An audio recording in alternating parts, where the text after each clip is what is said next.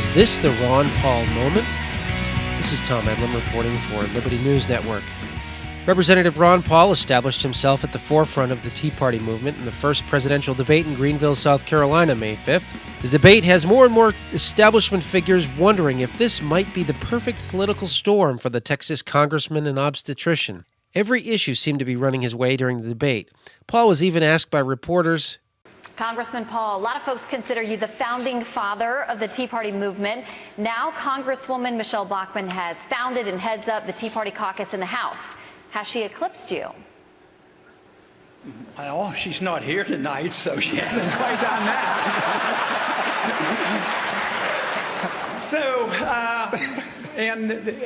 We attend Tea Party meetings together, and of course the Tea Party movement was started during the last campaign when there was a special day where they raised $6 million spontaneously, and that was the... Representative Paul was referring to a national fundraising effort on his behalf in December 2007 that netted his presidential campaign $6 million from internet fundraising conducted entirely independent of his campaign staff. But Paul's biggest victory, May 5th, may have had nothing to do with the debate itself. His Tea Party supporters blew up another one of their internet money bombs that netted the Paul Exploratory Committee about $1 million in the day. Fox News' Sean Hannity told viewers immediately following the debate that, quote, "You're going to hear from 4 of the 5 candidates on this show, except for Ron Paul. He decided to go to the Tea Party rally," close quote. Former Minnesota Governor Tim Pawlenty, former New Mexico Governor Gary Johnson, former U.S. Senator Rick Santorum, and former Godfather's Pizza Chief Executive Herman Cain also attended the debate. Reports from the Greenville Tea Party meeting indicate why Paul skipped the Fox News interview for meetings with his Tea Party supporters.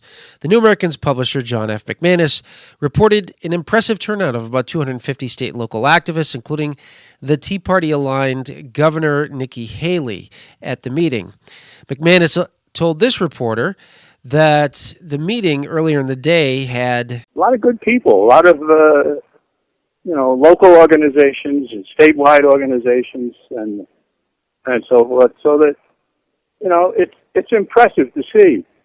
And again, you have a thing like this in mid-afternoon on a Thursday, pull out that many people, that's pretty good. McManus also told the New American that my evaluation of the people at the Tea Party is, if not 100%, 90% Ron Paul. And the New American's John F. McManus wasn't the only reporter to take note that the Tea Party meeting was Ron Paul country. David Weigel of Slate.com wrote of calls for an end to deployment in Afghanistan, noting, quote, "Many of them had Ron Paul 2012 buttons. Paul is by far the best represented politician at the event, with a table for his campaign for liberty, copies of End the Fed on sale, and legions of grassroots supporters who are passing out information about hard money and nullification."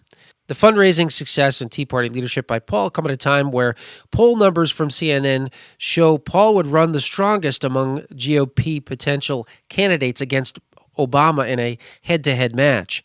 CNN reported that, quote, "Who does the best against Obama?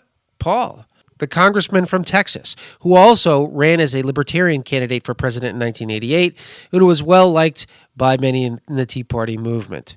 In 2007 and 2008, Congressman Paul warned voters that the economy was on the verge of collapse and was virtually ignored. Nobody's ignoring him now. He's a regular guest on financial talk shows nationally after his predictions came true. And even on foreign policy, Paul's longtime quest to end U.S. foreign wars have taken on increased credibility in GOP primaries. He no longer has to square off against a Republican incumbent president who started the wars. Democrat Obama has his own war in Libya.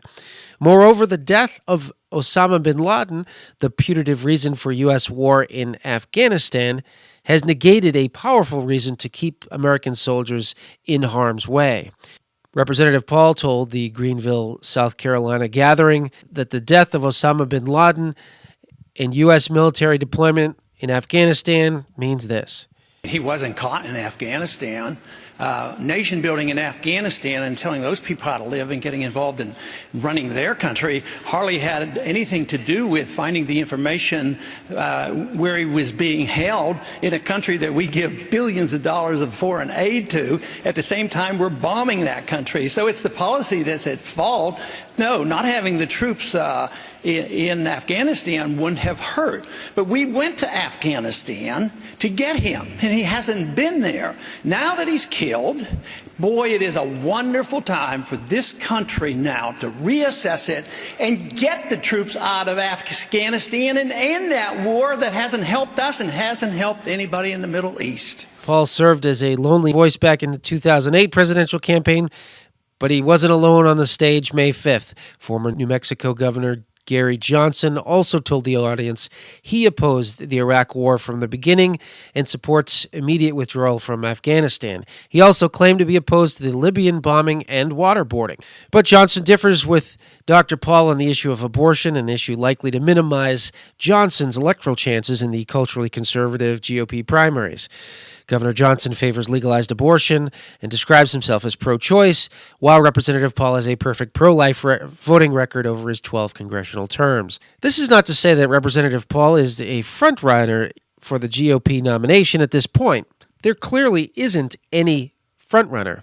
Missing from the debate are several prominent Republicans who are likely to become candidates, including former Governor of Massachusetts Mitt Romney, businessman Donald Trump, former House Speaker Newt Gingrich, and Fox News Channel host Mike Huckabee, none of whom have formally announced their candidacy for the presidency. But as Tom Jensen at Public Policy Polling noted of Representative Paul on April 25th, quote, "Don't laugh at Dr. Paul," close quote.